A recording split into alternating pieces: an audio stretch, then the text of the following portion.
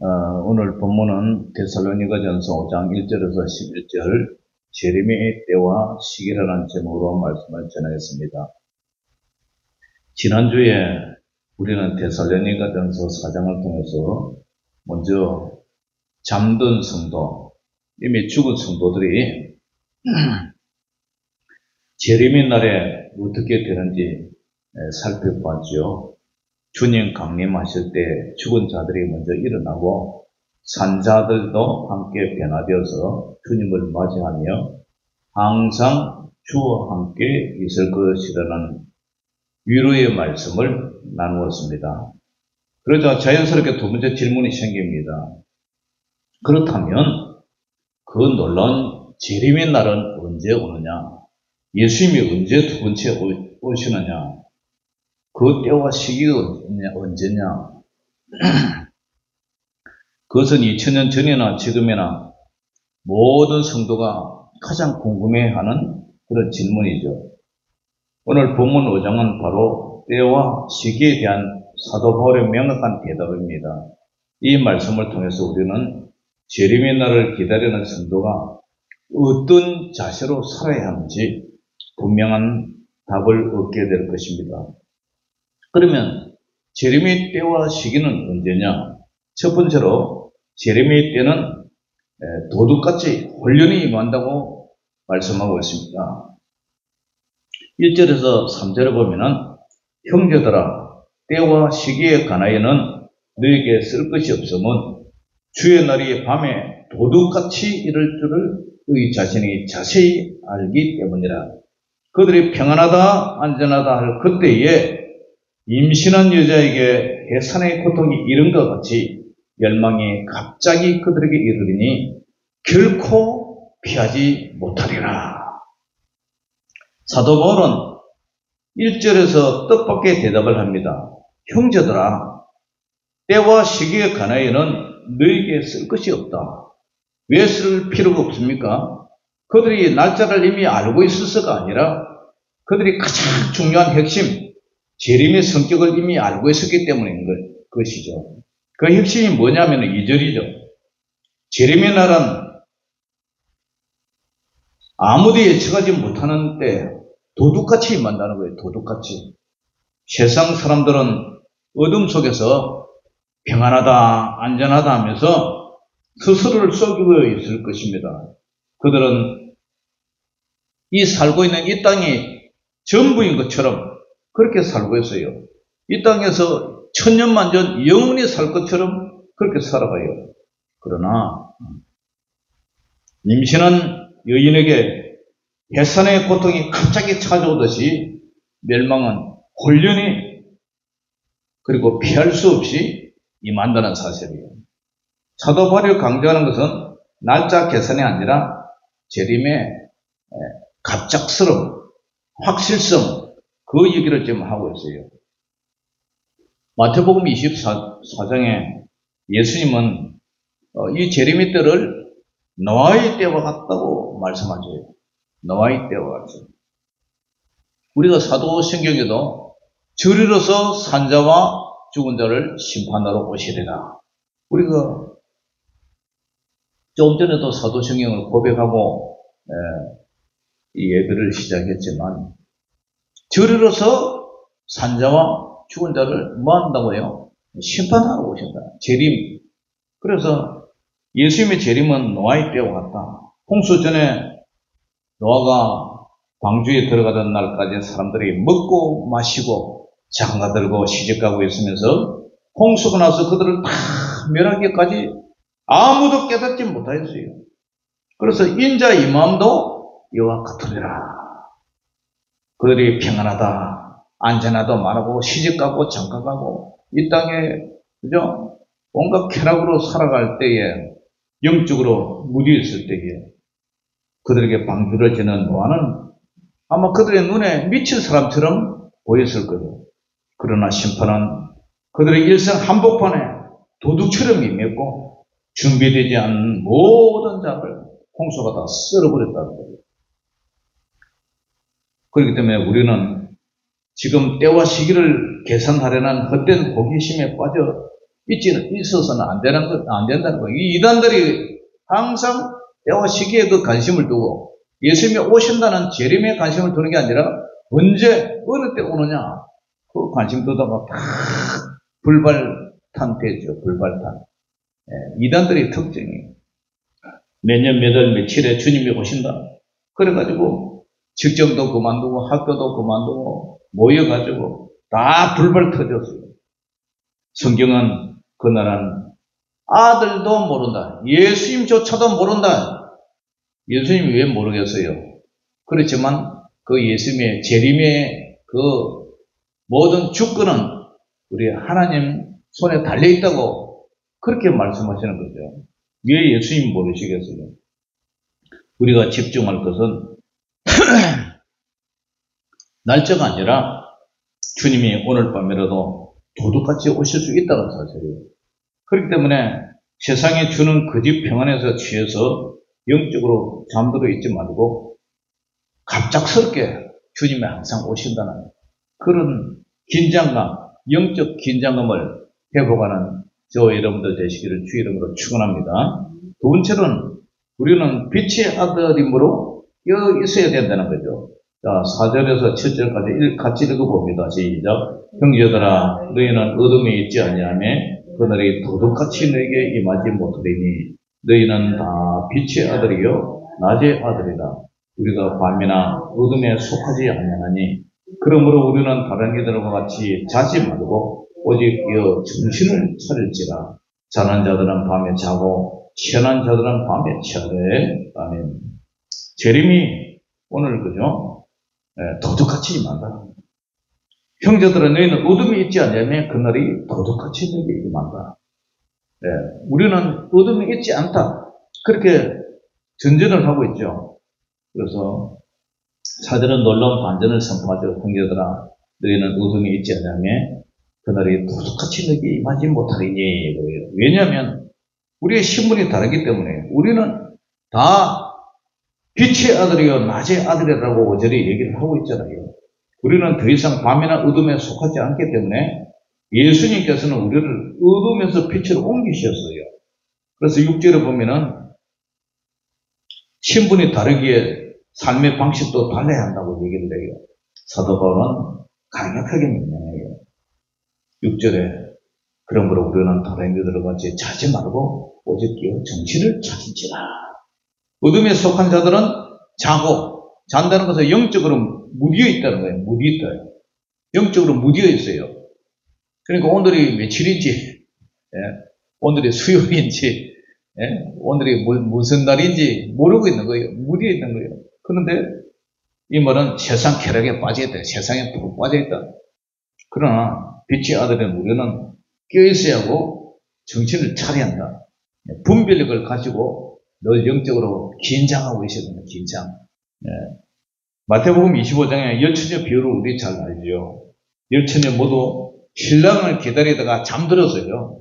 그러나 결정적인 차이가 있어요. 슬기로운 다섯 처녀는 기름을 준비했죠. 여분의 기름을 준비했어요. 여기서 기름이라는 것은 성령으로 충만하다 또는 깨어있는 믿음, 그렇게 말을 할 수가 있죠. 그런데 미련한 다섯 처녀는 여분의 기름을 준비하지 않았어요. 둘 다 졸았어요. 그러나 신랑이 온다는, 밤중에 홀연히 신랑이 온다는 소리에 깨어서 그때에 여분의 기름을 준비하지 못한 그 다섯 처녀는 얘들아, 우리에게 기름을 좀 빌려줘. 등불이 꺼져간다. 우리 쓸 것도 부족할 것 같다. 너는 밖에 나가서 사가지고 온다라. 그래가지고 사러 간 사이에 그죠? 문이 닫혀버렸어요. 그래서 깨어있던 그 다섯 처녀만 신랑을 맞이하려고 하고 나머지는 들어가지 못했다. 이게 뭐예요? 똑같이 예수님의 재림을 기다리고 있었지만 다섯 처녀는 구원받아서 그죠? 들어갔지만 나머지 다섯 교회는 다섯 처녀는 다섯에 해당하는 성도들은 예수님을 맞이하지 못했다. 그러므로 우리는 영적으로 깨어있느냐 아니면 영적으로 자고 있느냐, 말씀과 기도로 우리가 젖어 있어야 되고 깨어있기를 오늘 경고하고 있는 거죠. 빛이 아들답게 살고 있느냐 아니면은 어둠의 자식들처럼 세상의 쾌락과 염려에 푹 이렇게 취해 있느냐, 물질로나 게으름이나 쾌락으로 젖어 있느냐 아니면 영적으로 우리는 깨어 있느냐. 오늘 이것을 계속 강조를 하고 있죠. 아무쪼록 저와 여러분들은 늘 영적으로 깨어 있어서, 영적으로 깨어 있는 분들은 돌아가실 때도 내가 죽을 날에 다 됐다, 그럼 미리 준비하고 있는 거예요. 준비하고. 우리 아버지께서 돌아가시기 일주일 전에 뭐라고 고백을 하냐면, 목소리가 완전 애기 목소리로 변했어요. 그래가지고, 야야, 나는 이제 천국 간다. 죽는데 돈이 무슨 필요가 있노? 나는 천국 간다. 그리고 나서 남지의 그 병원에 가가지고, 우리 병원에 가가지고 일주일만 돌아가셨어요. 그러니까 사람이 영적으로 깨어있으면은 자기 죽을 날을 아는 거죠. 항상 저와 여러분들도 주님 앞에 설 준비하는 그런 영적으로 깨어있는 그런 성도들이 다 되시기를 주의 이름으로 축원합니다. 세 번째가 뭐냐면은, 우리는 구원의 소망으로 완전 무장해야 된다. 구원의 소망. 자, 8절에서 11절 시작. 우리는 낮에 속하였으니 정신을 차리고 믿음과 사랑에 호신경을 붙이고 구원의 소망에 투구를 쓰자. 하나님의 우리를 세우심은 노하심에 이르게 하심이 아니요 오직 우리 주 예수 그리스도로 말미암아 구원을 받게 하심이라. 예수께서 우리를 위하여 죽으사 우리로 하여금 깨어있든지 자든지 자기와 함께 살게 하려 하시느니라. 그러므로 피차 근면하고 서로 덕을 세우기를 너희가 하는 것 같이 하라. 아멘. 그렇다면 깨어 정신을 차리는 것, 이 구체적으로 어떻게 사는 겁니까? 8절에 보니까 영적 전투의 모습으로 설명하여, 영적 전투. 우리는 낮에 속하였으니 정신을 차려야 돼요. 우리는 영적 전쟁도 한복판 했어요. 그래서 완전 무장을 해야 된다. 가슴은 우리 마음과 감정이죠. 가슴에 믿음과 사랑의 호신경, 흉배를 붙여라. 흉배가 뭐냐면은, 요즘 말하면 방탄조끼. 군인들이 전쟁터에서 적군하고 싸우려면 전쟁터에 나가면은 총알이 가슴을 이렇게 뚫지 못하도록 이 방탄조끼를 입어요. 근데 방탄조끼가 좀 무거워요. 입으면 두툼하고 좀 무거워요. 근데 적군에서 총알에 서로 사격하다가 총알이 날라와도 이 가슴을 다치지 않게 그런 방탄조끼. 그러니까 오늘 가슴, 마음과 감정은 믿음과 사랑의 호신경, 이 흉배로 보호를 하라 이 말이죠. 믿음으로 보호를 하고 사랑으로 우리 모든 마음과 감정을 보호를 해야 된다. 왜냐하면 마귀는 우리의 마음을 항상 의심과 미움으로 공격을 하기 때문에, 미워하고 의심을 하게 하고, 이 사단 마귀가 하는 거거든요. 그러니까 우리가 사랑으로 예수님을 믿는 믿음으로 우리 이 물리쳐야 된다.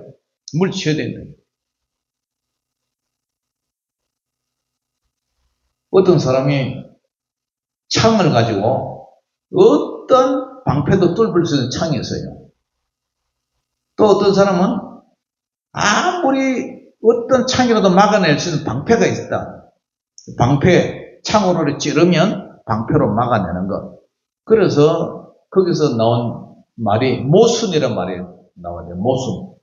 그거는 모순이 있습니다. 이 모순이 이게 뭐냐면은 창모 방패순이라는 거예요. 이 창은 어떤 방패도 뚫을 수 있다. 아니야. 이 방패는 어떤 창도 막아낼 수 있다. 모순이 나오잖아요. 그래서 창모 방패순에서 모순이라는 말이 거기서 나왔어요. 그런데 사랑하는 성도 여러분, 우리는 머리는 생각과 의지를 이제 우리 머리는 생각과 의지를 나타내죠. 우리 머리에서 우리가 모든 걸 생각하고 우리가 또 마음먹은 그 모든 것을 우리가 의지적으로 이렇게 표현을 하는데, 머리는 구원의 소망의 투구로 보호를 해야 된다. 구원의 소망. 이 구원의 소망의 이 투구가 뭐냐면은, 군인들이 머리에 쓰는 그 철모 있잖아요, 철모. 예, 여기 이제 신반서에 이게 고속도로 뚫는 사람들 보면은 머리에 헬멧 쓰고 있죠. 플라스틱으로 된 헬멧. 저도 자전거를 타면 머리 헬멧을 씁니다. 혹시 넘어지더라도 헬멧을 쓰면 이 머리를 보호하잖아요. 그와 마찬가지로 구원의 소망의 투구로 보호를 해야 된다. 이 말은 마귀는 우리의 생각을 절망과 이 땅의 염려로 공격을 하기 때문에 늘 우리 성도는 구원, 우리가 예수 믿는 믿음의 목표가 구원받기 위해서잖아요. 천국 가기 위해서잖아요. 그렇기 때문에 구원의 소망의 투구를 쓰자. 항상 우리는 북 찌르면 나는 천국 갑니다. 그런 믿음도 살아야 돼요. 우리가 교회 다니는 목적이 예수 믿고 구원받기 위해서 사는 거죠. 그렇기 때문에 우리가 늘 깨어서 우리가 믿음의 주여 온전케 하신 예수님을 바라보면서 흔들리지 말아야 돼요. 구원의 확신에 대해서. 그래서 우리의 최종 목적지는 심판이 아니라 우리로 하여금 깨어있든지 살아있든지 자든지 죽어 있든지 자기와 함께 살게 하려 하셨느니라. 이 약속, 그죠? 10절 다시 한번 읽어봅니다. 시작. 예수께서 우리를 위하여 죽으사 우리로 하여금 깨어있든지 자든지 자기와 함께 살게 하려 하셨느니라. 아멘. 이 소망의 투구로 항상 우리가 보호되어 있어야 된다는 거예요. 그리고 우리가 왜 우리가 이 싸움에서 승리할 수 있느냐 하면은 9절이 얘기를 하고 있죠. 하나님 우리를 세우시면 노하심에 이르게 하심이 아니요 오직 우리 주 예수 그리스도 말마 구원을 받게 하라 하십니다. 구원받게 하는 거죠. 예수님이 계속 이런 경고를 주시는 얘기가 뭐예요? 사도 바울이 경고를 주는 게 뭐예요? 우리를 그죠? 떨어뜨리려고 하는 것이 아니라 구원을 얻기 위해서, 구원받기 위해서. 그래서 하나님 우리를 세우시면 진노하심에 이르게 하심이 아니라 오직 우리 주 예수 그리스도로 말미암아 구원을 받게 하라 하십니다. 우리의 운명은 심판이 아니라 구원이지. 그죠?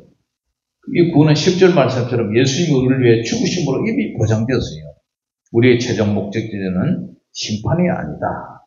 우리를 하여금 깨어있든지 자든지 살아있든지 죽든지 자기와 함께 살게 하셨느니라. 이 약속, 주님과 함께 영원히 사는 것, 이 소망에 흔들리지 않게 하시기를 주의 이름으로 축원합니다. 히브리서 11장의 믿음의 사람들은 모두 이 구원의 소망의 투구를 쓴 자들이에요. 아브라함은 이 땅에서 외국인과 나그네로 살았어요. 그는 이 땅에 안전함에 취하지 않았어요. 왜냐하면 하나님이 그에 가지고 지으실 터가 있는 성, 그 성, 천국을 영원한 구원을 소망했기 때문이에요. 뿐만 아니라 그는 믿음과 사랑, 사랑의 형배를 붙였어요. 이삭을 바치는 데까지 순종하신 그런 분이에요. 그리고 구원의 투구를 쓰고 평생을 주님과 함께 걸어가는 그런 믿음의 사람이요. 그죠? 열국의 아비였던 그런 믿음이었어요. 사랑하는 성도 여러분, 우리의 마음은 믿음과 사랑으로 다 우리가 보호받고 있어요. 우리 마음은 믿음과 사랑. 그렇기 때문에 우리의 생각은 이 땅의 것이 아니라 하늘에 구원의 소망으로 가득 차 있느냐, 없느냐. 어떻게 보면은 천국 갈 것 같고, 어떻게 보면은 천국 못 갈 것 같고, 그래서는 안 되는 거예요. 확실하게, 나는 천국 간다. 우리 올 저녁에 예배 드릴 때 사모님이 요 깜깜한 예배당에 스위치를 켤 때 불이 온다는 건 당연하게 알고 스위치 켰죠, 그죠? 스위치를 켜기 전에 이게 불이 들어올란가, 안 들어올란가 의심하면서 스위치를 켜진 안 했죠? 당연히 전기 스위치 열면 불 들어온다. 그 믿음으로 켠 것처럼 우리도 예수 믿으면 천국 간다. 그런 믿음으로 살아야지 천국 갈란가.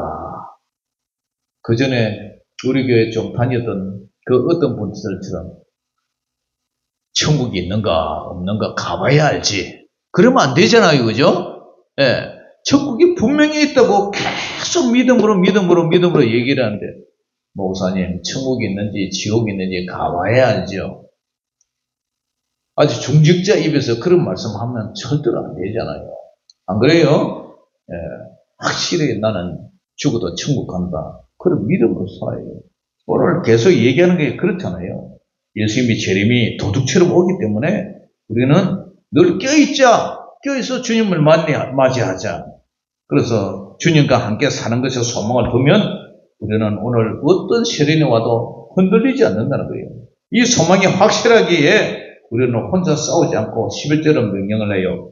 11절 시작. 그러므로 피차 금연하고 서로 덕을 세우기를 너희가 하는 것 같이 하라. 아멘.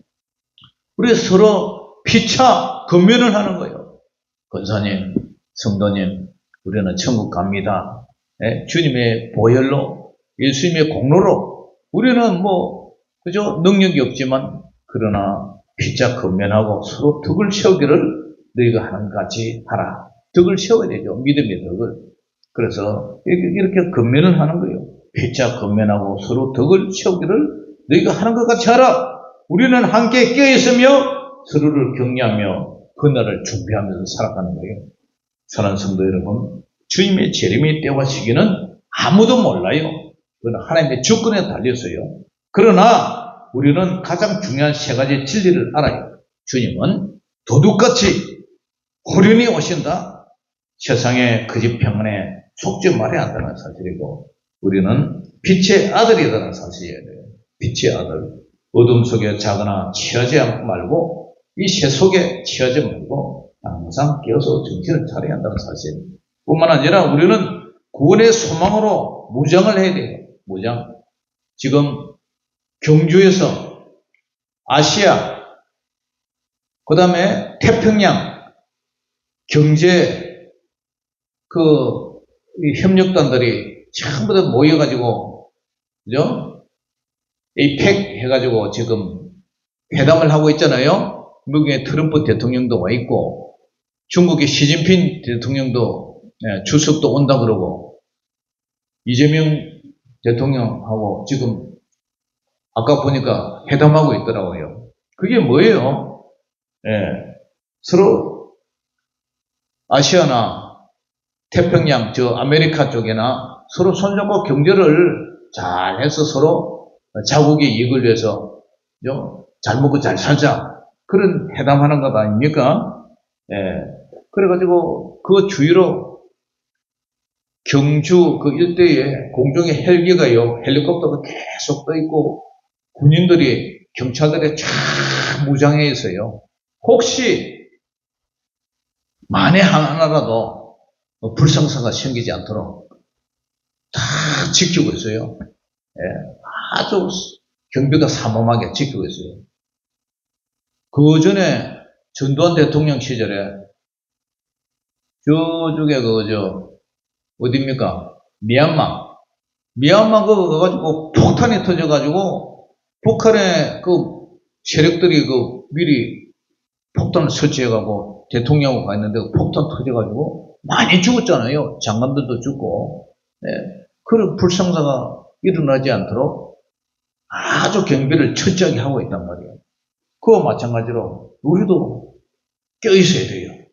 항상 영적으로 껴있고, 주님이 오늘 밤에 오신다 할지라도 우리가 늘 껴있어야 돼요. 늘 껴있어야 돼요. 모두 다 잠자잖아요.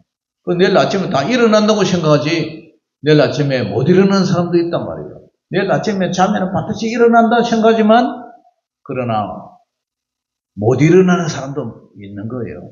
그런 사람은 그냥 자다가 고혈압, 심장마비, 여러 가지 질병으로 인해서 돌아가시는 분이 있단 말이에요. 그와 마찬가지로 우리는 구원의 소망으로 항상 무장을 해야 돼요. 믿음, 소망, 사랑, 그 갑옷을 입고 서로를 격려하면서 그날을, 예수님의 재림의 날을, 내가 주님 앞에 설 날을 준비를 해야 돼요. 개인의 운명, 또 우주의 심판, 개인의 심판, 항상 주님 앞에 설 준비하라는 거예요. 그래서 우리의 운명은 진노가 아니라 구원이다. 우리의 결국은 멸망이 아니라 주님과 함께 영원히 사는 것이다. 할렐루야. 이 확실한 소망을 붙잡고 오늘 하루도 깨어서 승리하면서 다음부터는 오늘 수요일 예배 이런 걸 잊어버리지 말고 나를 깨어서 예배 미리 와서 기도하면서 참석하는 그와 같이 우리도 늘 주님 앞에 영적으로 깨어서 준비하는 그런 저와 여러분들 되시기를 주의 이름으로 축원합니다. 기도하겠습니다.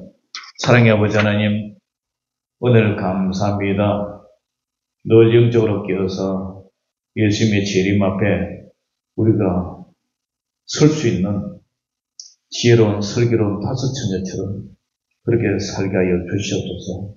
노아의 시대처럼 온갖 사람들이 먹고 마시고 시집가고 장가가고 이 세상에 푹 빠져 있지만 노아의 그 8 식구는 늘 깨어서 방주를 준비한 것처럼 우리들도 늘 영적으로 껴있어서 세속에 빠지지 않고 영적으로 껴있어서 주님 마저 준비하는 그런 교회 되게 하여 주시옵소서.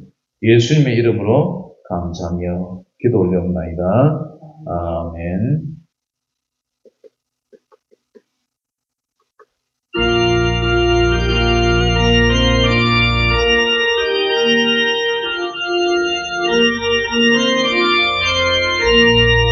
주는 때 다시 오실런지 아는 이가 없으니 더 밝히고 너는 깨어있어 주를 반겨 맞으라. 주 안에서 우리 몸과 마음이 깨끗하게 되어서 주 예수님 다시 오실 때에 모두 기쁨으로 맞으라. 주 오늘에 다시 오신다면 부끄러움 없을까. 잘하였다 주님 칭찬하며 우리 맞아 주실까. 주 안에서 우리 몸과 마음이 깨끗하게 되어서 주 예수님 다시 오실 때에 모두 기쁨으로 맞으라. 주 예수님 맡겨주신 일에 모두 충성 다했나. 내 맘속에 확신 넘칠 때에 영원 안식 없겠네. 주 안에서 우리 몸과 마음이 깨끗하게 되어서 주 예수님 다시 오실 때에 모두 기쁨으로 맞으라. 주 예수님 언제 오실는지 한밤에나 낮에나 널 깨어서 주님 만난 성도 주의 영광 보겠네. 주 안에서 우리 몸과 마음이 깨끗하게 되어서 주 예수님 다시 오실 때에 모두 기쁨으로 맞으라. 아멘. 하늘에 계신 우리 아버지여, 이름이 거룩히 여김을 받으시오며 나라의 임하옵시며 뜻이 하늘에서 이룬 것 같이 땅에서도 이루어지이다. 오늘날 우리에게 일용할 양식을 주옵시고 우리가 우리에게 죄 지은 자를 사하여 준 것 같이 우리 죄를 사하여 주옵시고 우리를 시험에 들게 하지 마옵시고 다만 악에서 구하옵소서. 되게 나라와 건세와 영광이 아버지께 영원히 있사옵나이다. 아멘.